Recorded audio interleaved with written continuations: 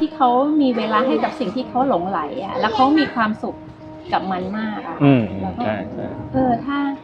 ถ้าเราได้เลี้ยงลูกแบบนี้ก็ดีเหมือนกันนะแล้วทางนี้ไหม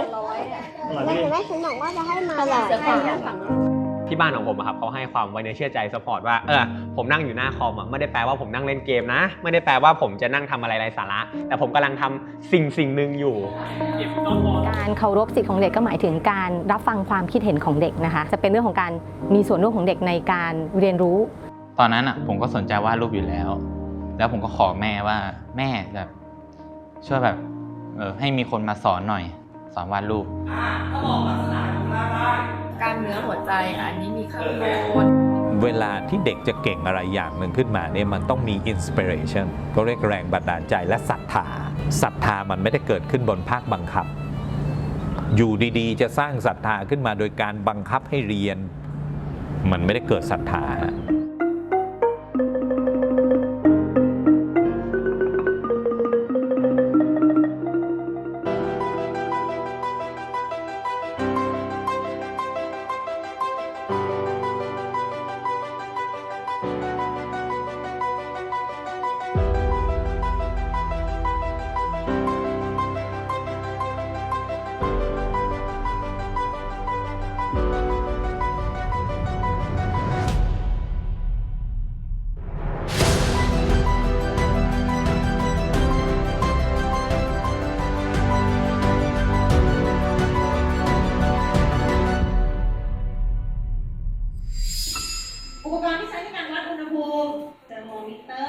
พัฒนาการและผลการเรียนของลูกๆเป็นสิ่งที่คุณพ่อคุณแม่หลายๆคนเป็นห่วงกัน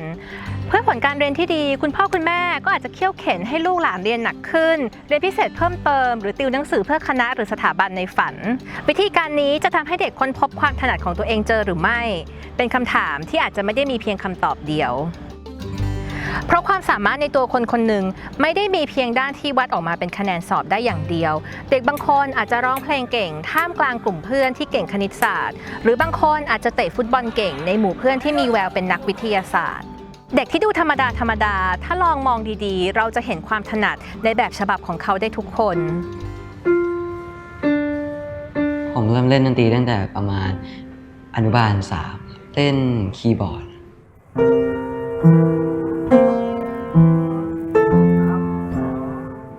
ผมเริ่มเล่นระนาดประมาณป.2 ถึงป.3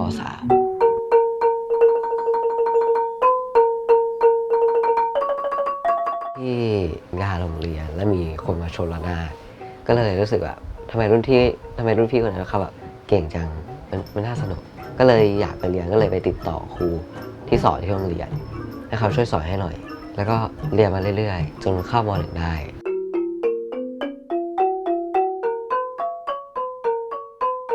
หน้าแรกๆก็คือเขาจะให้ไล่มือให้ไล่เสียงโดเรมีฟาโซลาทิโดไล่ขึ้นไล่ลงไปเรื่อยๆแล้วครูจะเริ่มไล่แบบสเกลประมาณ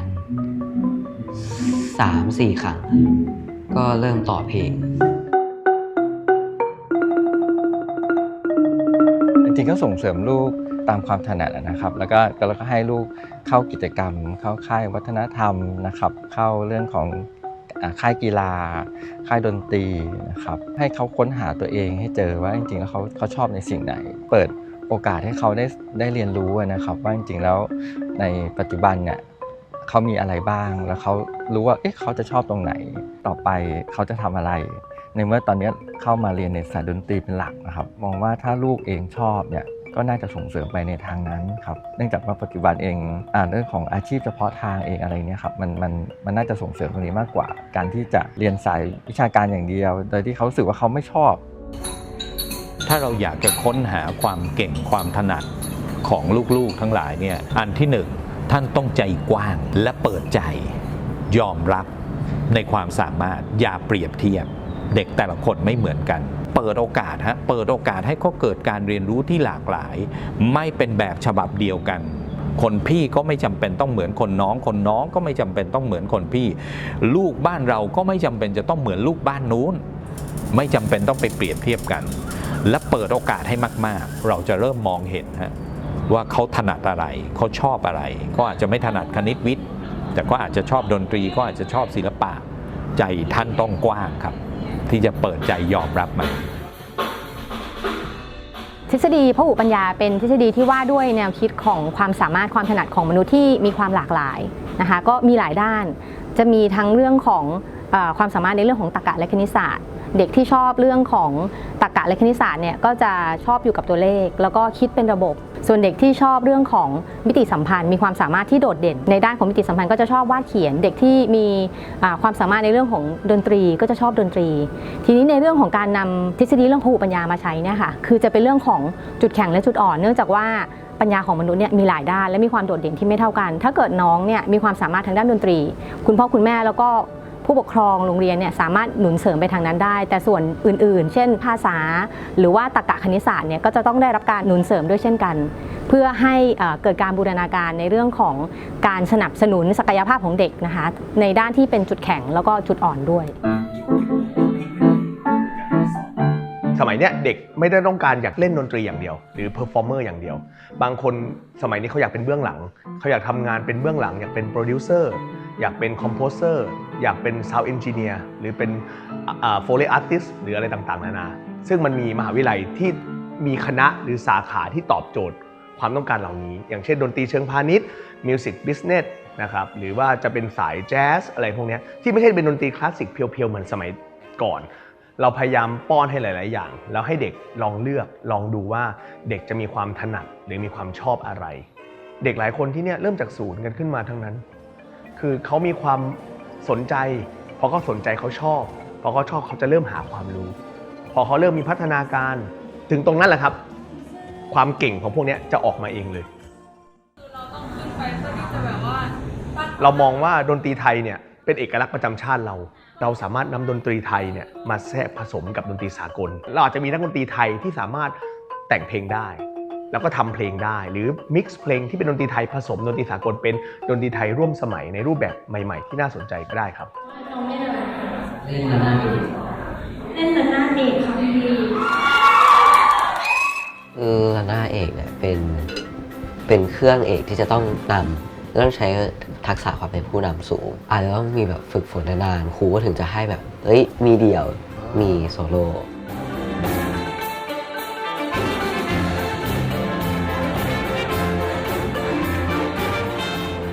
นอกจากที่บ้านจะเปิดโอกาสให้ลูกๆได้มีประสบการณ์หลายๆด้านเพื่อที่เขาจะได้พบว่าเขาถนัดอะไรมีความสุขกับสิ่งไหนถ้าโรงเรียนเป็นอีกที่หนึ่งที่เปิดมุมมองของเด็กให้กว้างขึ้นเห็นว่าโลกนี้มีอะไรบ้างก็อาจจะขยายโอกาสให้เขาค้นพบตัวเองได้ง่ายขึ้นสัตว์ทะเลโบราณว่าที่มันจะมีหนวดอยู่ข้างล่างด้วยแล้วมันเป็นเหมือนกุ้งเรามีภาพในหัวแต่แบบไม่รู้ชื่อนะอันนี้คนใช่ไหมแบบผูกตัวอยู่แต่ก็ไม่ไวที่จะแบบค่อยๆลามครับตัวเองไม่พร้อมแต่แบบในใจมันแบบมันค่อยๆลามมาเรื่อยๆครับศึกษามาเรื่อยๆเรื่อยๆใช่ไหมโอ้โหดีฟเลยเชื่อป่ะนี่แหละครับสิ่งที่โค้ชเตอร์ทำไม่ได้ครับคือการจินตนาการแล้วมันดีฟได้ขนาดนี้ครับพูดจริงครับก่อนหน้านั้นผมเป็นนักเปียโนก็คือชอบเล่นเปียโนมากๆไม่เกี่ยวกับโคดดิ้งเลยฉีกมากๆครับไม่ใช่คนที่ชอบเทคโนโลยีเลยมีงานต่างๆของโรงเรียนผมก็จะคอยเป็นนักเปียโนอยู่เสมอครับแต่ว่ามาวันหนึ่งผมก็รู้สึกว่าผมอยากมาด้านนี้บ้างผมก็เลยโดดมาแล้วรู้สึกว่าโดดมาเป็นความคิดที่ถูกต้องพอรู้สึกว่าสนุกกับสิ่งที่ทำอภิภูมิเนี่ยเขาเริ่มจากเด็กที่สนใจทางด้านดนตรีมาก่อนจากคีย์บอร์ดสู่คีย์บอร์ดนะคีย์บอร์ดที่เป็นเครื่องดนตรีหลังจากนั้นพอก็เริ่มหาตัวเองค้นพบว่าตัวเองเริ่มชอบซอฟต์แวร์เรื่องเกี่ยวกับการเขียนโคดดิ้งการเขียนอะไรต่างๆซึ่งอันนี้โรงเรียนก็มีหน้าที่จัดสิ่งแวดล้อมเพื่อให้เด็กได้มีโอกาสออกไปทดลองทำในสิ่งใหม่ๆอภิภูมิเนี่ยเริ่มต้นจากการได้มีโอกาสออกไปแข่งในเวทีหุ่นยนต์ถ้าเกิดเป็นเวทีที่เขาไม่ได้จำกัดจำนวนคนแข่งเราให้เด็กสมัครเองแล้วก็ส่งไปหมดเลยรอบที่อภิภูมิไปตั้งแต่ตอนม.1 ม.2 เนี่ยรู้สึกแบบ 4-50 คนแล้วก็ส่งไปหมดเลยนะคะพอส่งไปหมดเลยเนี่ยกลายเป็นว่าเด็กบางคนชอบจริงจัง เป็นวิชาที่ต้องเรียนอยู่แล้วครับผมเป็นวิชาคอมพิวเตอร์ปกติครับก็คือมีอยู่ในตารางซึ่งคุณครูก็สอนโคดดิ้งขั้นพื้นฐานที่แบบว่าอะไรคือตัวแปรรับค่าตัวแปรมายังไงคำนวณยังไงใช้ if else แล้วก็ print ก็คือแสดงผลออกมายังไงผมก็ตั้งแต่วันนั้นแหละครับผมก็รู้สึกว่ามันเท่แล้วครับคุณสมบัติอย่างหนึ่งนะครับคือความอยากรู้อยากเห็นครับผมอยากรู้ทุกเรื่องแล้วก็ตั้งคำถามและสงสัยในทุกๆเรื่องว่าทำไมต้องเป็นแบบนี้ไม่ได้หรอถ้าทำแบบนี้อาจจะดีกว่าไหมอยากได้แบบนั้นมากกว่าแล้วลองดูว่ามันจะโอเคไหมถ้าไม่โอเคก็แสดงว่าวิธีของเรามันไม่เวิร์กก็ลองไปเรื่อยๆก็คือจุดหนึ่งก็คือความอยากรู้อยากเห็นนะครับผมแล้วก็ความใฝ่รู้ด้วยส่วนตัวหนึ่งแล้วก็ความพยายามด้วยเพราะว่าถ้าอยู่กับสิ่งหนึ่งไปแล้วทิ้งมันทันทีบางทีเราอาจจะไม่ได้เห็นมุมมองอื่นๆของสิ่งนั้นด้วยครับอาจจะมีเพื่อนผมหรือว่าหลายๆคนน่ะที่ครอบครัวเขาไม่เข้าใจที่คิดว่านั่งอยู่หน้าคอมแปลว่าเล่นเกมหรือทำอะไรสักอย่างหนึ่งที่ไม่เป็นประโยชน์อาจจะดู YouTube หรือทำอะไรแต่ว่าที่บ้านของผมครับเขาให้ความไว้เนื้อเชื่อใจซัพพอร์ตว่าผมนั่งอยู่หน้าคอมไม่ได้แปลว่าผมนั่งเล่นเกมนะไม่ได้แปลว่าผมจะนั่งทำอะไรไร้สาระแต่ผมกำลังทำสิ่งหนึ่งอยู่เวลาผมแพ้ในงานต่างๆมาบางครั้งผมอาจจะยังมีความไม่เข้าใจโลกบ้างว่าทำไมผมแพ้ในจุดนี้ดังนั้นที่ผมรู้สึกว่าผลงานผมดีกว่าผมก็ได้เรียนรู้ว่านอกจากโคดดิ้งมันมีเรื่องอื่นเข้ามาเป็นปัจจัยอื่นอีกมากมายครอบครัวก็คอยส่งเสริมผมอยู่ตลอดเวลาถึงผมจะแพ้ผมจะชนะไงเขาก็ไม่ได้อะไรผมอยากเป็นอะไรเขาก็คอยส่งเสริมอยู่ตลอด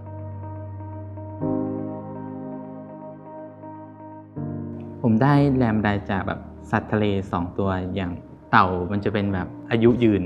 แล้วก็แมงกะพรุนเนี่ยเป็นสิ่งมีชีวิตที่แบบแทบจะเป็นอมตะเลยถ้าเกิดน้ำสะอาดก็สื่อถึงแบบความเป็นอมตะตั้งแต่ตอนมาสอบแล้วเราก็เห็นน้องก็แบบว่าดูไม่ค่อยเอนจอยกับการทำข้อสอบก็เลยจะไปคุยอันนี้ก็คือการดูแลเด็กเป็นรายบุคคลจริงๆนะคะไปคุยว่าซีซ่าชอบอะไรซีซ่าของซีซ่าชอบวาดรูประหว่างการสอบสัมภาษณ์ซีซ่าก็วาดรูปไปด้วยแล้วก็คุยกับเราไปด้วยแล้วก็ปรากฏว่าเขาชอบวาดรูปจริงๆแล้วเขาก็อธิบายแล้วเขาก็บอกได้ว่าเขาอยากจะทำอะไรในอนาคตจากสิ่งที่เขาชอบเราก็เลยคุยกับคุณแม่วันนั้นเลยว่าน้องชอบเรื่องนี้มากคุณแม่ต้องส่งเสริมน้องนะตอนนั้นก็อยากเข้าพวกแบบแอนิเมชันอะไรพวกนี้ครับพวกสายการ์ตูนเพื่อนกลุ่มผมเขาจะชอบวาดรูปพวกการ์ตูนกันผมก็ตามเขาไปก็คือแบบส่วนตัวผมก็ชอบการ์ตูนอยู่แล้วด้วยผมก็เลยวาดตามเขาไปแต่เวลาผ่านมาก็รู้สึกว่า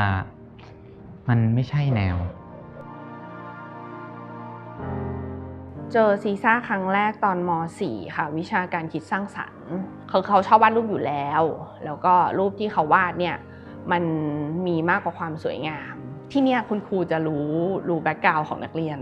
ผ่านการคุยกันทั้งเป็นทางการและไม่เป็นทางการเราก็รู้ว่าการที่เขาได้เลือกเรียนสายดิจิทัลอาร์ตและมัลติมีเดียเนี่ยมันอาจจะไม่ใช่ทางเลือกที่ผู้ปกครองเห็นชอบทั้งหมดอะไรเงี้ยแล้วก็เขาเรียนเลขได้ดีเขาเรียนเลขได้ดีแต่ว่าแล้วที่บ้านก็อาจจะอยากให้เขาเรียนศิลป์คำนวณมากกว่าเพราะว่ามันอาจจะเอาไปใช้ในไปเลือกคณะอะไรที่มันแบบบริหารหรือบัญชีหรืออะไรได้อะไรเงี้ยแต่ว่าพอเรารู้แบ็คกราวด์เขาเราก็รู้สึกว่าเขาก็มีความกดดันบางอย่างแต่พอเห็นงานเขาที่เขาอย่างยกตัวอย่างงานที่ทำฉลากขวดน้ำอะค่ะแล้วเขาก็บอกว่าเขาวาดรูปสวยเขาก็จะวาดรูปเป็นภาพประกอบลงไปในฉลากเป็นรูปของหมาที่ใส่ชุดแมวแล้วเขาก็เล่าตอนนั้นคนชอบแมวหมาเนี่ยอาจจะมีคนชอบน้อยกว่าแมวหรือเปล่าไม่รู้แต่ว่าเขาอะรู้สึกว่าหมามันก็เลยต้องปลอมตัวเป็นแมวด้วยการใส่ชุดแมวเพื่อที่จะแบบเป็นอีกคนนึงเพื่อที่คนอื่นจะยอมรับอะไรเงี้ยเฮ้ยเขาน่าจะเอาความคิดเขาออกมาเป็นงานศิลปะได้ตอนขากลับบ้านผมจะนั่งรถไฟฟ้าตลอดใช่ไหมครับแล้วแบบผมก็จะเป็นคนที่เหม่อแล้วแบบมองไปทั่วผมก็เลยมาวาดแบบว่าก็คือโลกในอนาคตที่แบบมีกฎเกณฑ์แบบมากมายจนมนุษย์ไม่สามารถแบบแสดงอารมณ์ขึ้นมาได้เลยก็คือแบบไม่แสดงสีหน้าไม่สามารถทักทายได้เหมือนหุ่นยนต์ตัวหนึ่งไปเลยรูปแบบการเรียนรู้ที่จะช่วยส่งเสริมความถนัดของเด็กตามพหุปัญญาด้านต่างๆของเด็กแล้วก็เคารพในสิทธิ์ของเด็กด้วยเนี่ยก็จะเป็นรูปแบบการเรียนรู้ที่เป็นแบบผู้เรียนเป็นศูนย์กลางก็คือให้เด็กมีส่วนร่วมใช่ไหมคะแล้วก็รับฟังเขาบ้าง ถามเด็กว่าเขาอยากเรียนอะไรเรียนแบบไหนให้เขามีส่วนร่วมในการออกแบบ เช่นเราอยากจะเรียนด้วยการอ่านหนังสือหรือว่าเราอาจจะเรียนผ่าน YouTube หรือว่ามีสื่อสารคดีต่างๆที่เขาสามารถไปศึกษาด้วยตนเองได้อาจจะไม่ใช่เป็นการมาเลคเชอร์อย่างเดียวคือเป็นการรับฟังว่าเด็กอยากเรียนรู้หัวข้อนี้ด้วยวิธีไหนบ้างช่องทางไหนบ้างเป็นคุณสมบัติข้อหนึ่งของการพัฒนาไปสู่การเป็นนักเรียนรู้ตลอดชีวิตซึ่งคอนเซ็ปต์ตรงนี้เราเรียกมันว่า autonomous learning คือความสามารถในการรับผิดชอบการเรียนรู้ตัวเองของเด็กได้เคยอยากเป็นศิลปินอยู่ใจอาจจะเปลี่ยนไปเรื่อยๆอาจจะเปลี่ยนจากแบบวาดรูปขายเป็นแบบแต่ก็ไม่ได้ห่างกันมากอาจจะออกแบบขายมันอาจจะเวอร์แต่ผมอยากเป็นประธานบริษัทอันดับหนึ่งของโลกอยากจะเป็นผู้บริหารระดับสูงที่อยากเปลี่ยนมุมมองของเทคโนโลยีให้สามารถเข้าถึงได้มากขึ้นแล้วก็อยากให้เทคโนโลยีเนี่ยสามารถช่วยเหลือคนได้มากขึ้นครับผมก็คือตัวผมเองเนี่ยผมมองโคดดิ้งเป็นงานอดิเรกแล้วตอนนี้เพราะผมรู้สึกว่าผมเนี่ยมีความสามารถในด้านการบริหารด้วยผมก็เลยในส่วนตัวผมเนี่ยผมก็อยากที่จะจบไปแล้วเนี่ยหรือว่าต่อจากเรื่องโคดดิ้งเนี่ยก็คือการด้านบริหารด้านธุรกิจด้วยครับการที่เด็กคนหนึ่งได้เรียนตามความถนัดตามความสนใจของตัวเององค์ความรู้เหล่านี้มันไม่สิ้นสุดเขาจะสามารถค้นหาองค์ความรู้ของเขาได้ตลอดแต่สิ่งที่สำคัญที่สุดเราคิดว่าเด็กคนหนึ่งได้เรียนตามความถนัดตามความสนใจแล้วเขาได้ไปทำอาชีพตามแพชชั่นที่เขาต้องการอันนี้คือความสุขในชีวิตของเด็กหนึ่งคนครับ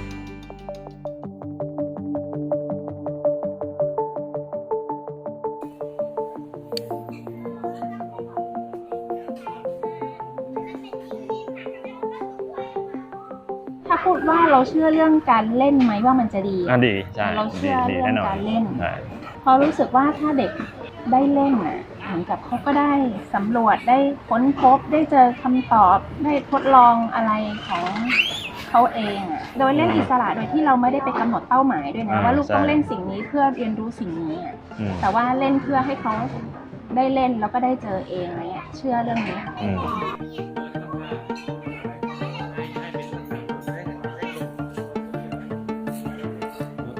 การพาลูกมาทำกิจกรรมร่วมกันให้ได้เจอเพื่อนๆก็เป็นสิ่งสำคัญของกลุ่มนี้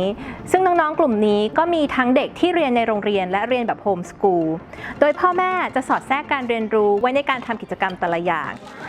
ได้500 ครั้งครอบครัวไหนที่มีแนวทางในการเลี้ยงลูกคล้ายๆกับเราก็ชวนกันมาทำกิจกรรมด้วยกันอาทิตย์ละครั้งค่ะมาแบบ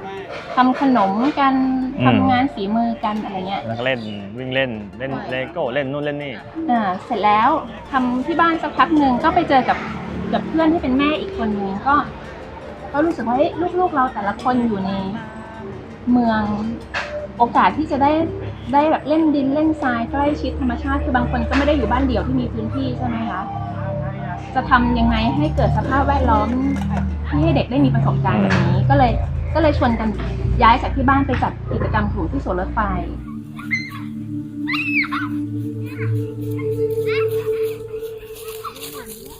แล้วก็พ่อแม่ก็ช่วยกันทำกิจกรรมมีแบบเล่านิทานบ้างมีแบบเล่นดนตรีกันบ้างทำงานไม้งานฝีมืองานประดิษฐ์อะไรอย่างเงี้ยก็พยายามให้ประสบการณ์ที่หลากหลายกับลูกคือพอเราอยู่กับเขาทุกวันเห็นอยู่ทุกวันก็เห็นความสนใจของเขาอะค่ะ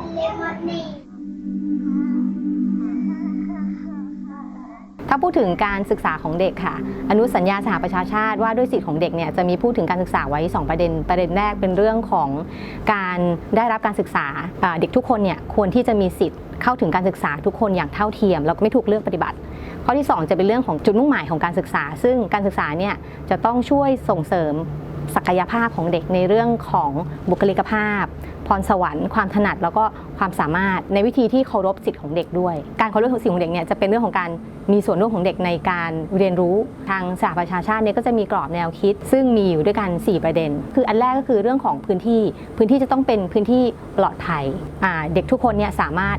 เข้าร่วมได้เป็นส่วนหนึ่งของพื้นที่ของการแลกเปลี่ยนเรียนรู้นะคะแล้วก็ไม่มีการกีดกันหรือว่าเลือกปฏิบัติอันที่2ก็จะเป็นเรื่องของอิสระในการแสดงความคิดเห็นที่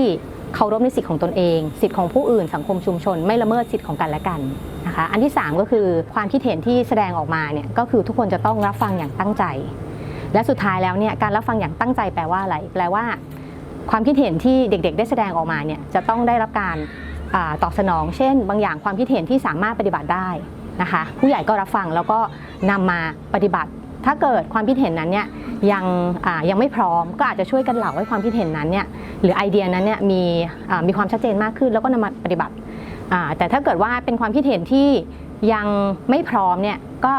จะเป็นการอธิบายให้เหตุผลว่ามันยังไม่พร้อมด้วยสาเหตุใดใช้เหตุผลในการอธิบายเหล่านี้ก็คือการสร้างพื้นที่ปลอดภัยให้กับเด็กในบริบทของการศึกษาจริงๆแบบเด็กไม่ได้รู้จักหรอกว่าอะไรคือวิชาวิทยาศาสตร์วิชาคณิตศาสตร์อะไรอย่างเงี้ยแต่ก็คิดว่าแบบถ้าสมมติลูกสนใจอะไรอย่างตอนนี้ลูกคนโตก็สนใจเรื่องศิลปะด้วยเรื่องเล่นหมากรุกเรื่องการเล่นเปียโนด้วยอะไรเงี้ยก็คิดว่าถ้าเขาอยากจะไปต่อจากเนี้ยแล้วให้เขาไปเจอครูหรือว่าศึกษาจาก YouTube หรืออะไรอย่างเงี้ยมันก็จะต่อไปยังวิชาอื่นๆได้อีกจากสิ่งที่เขาสนใจอะค่ะ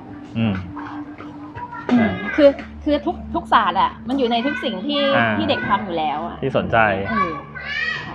พ่อแม่ก็ต้องมาพบปะกันบ่อยๆเพื่อมาแลกเปลี่ยนเรียนรู้เรื่องการสอนลูกระหว่างบ้านและต้องช่วยกันออกแบบการเรียนรู้ให้แทรกไปในกิจกรรมที่จะจัดให้ลูกๆด้วยลองดูว่า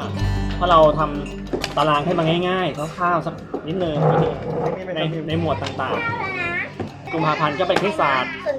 เดือนต่อไปก็วิทยาศาสตร์ภาษาวรรณกรรมต่อไปศิลปะดนตรีธรรมชาตินี่คือใส่ไว้ก่อนเดือนนึงเนี่ยเราเรียนเรื่องเดียวเดือนนี้เรากำหนดว่าทำคณิตศาสตร์เหมือนเราทำนาฬิกาไปใช่ไหมคะแล้วหลังจากนั้นอีกอาทิตย์นึงเราก็สอนเรื่องเวลาอย่างเงี้ยค่ะจะดีไหม